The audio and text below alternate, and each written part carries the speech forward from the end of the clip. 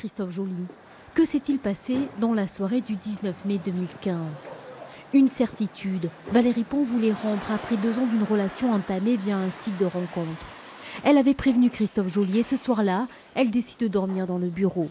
L'aide-soignante ne se souvient que des cris de ses filles effrayées de voir Christophe Joly étrangler leur mère avec une lanière.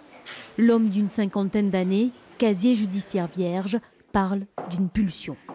C'est effectivement le débat de ce dossier, c'est-à-dire les conditions dans lesquelles le geste a été porté, manifestement dans un contexte de saturation et de manque de réflexion, incontestablement, et puis ensuite le fait qu'il ait arrêté ce geste qui me paraît être tout de même fondamental sur l'état d'esprit qui est celui de M. Joly. Christophe Joly a-t-il prémédité son geste? Il devrait expliquer pourquoi il avait préparé plus tôt dans la journée la sangle qui a servi à étrangler sa compagne. Père de 2 enfants, le chauffeur routier se décrit devant la cour « Je suis une tête de con, mais je ne suis pas violent ». Il répond à côté lorsque la présidente le questionne sur ses sentiments et la nature des relations avec sa famille et ses anciennes compagnes. C'est effectivement ce qui nous a beaucoup marqué ce matin. Très détaché et tout à la fois très obnubilé par Madame Pon.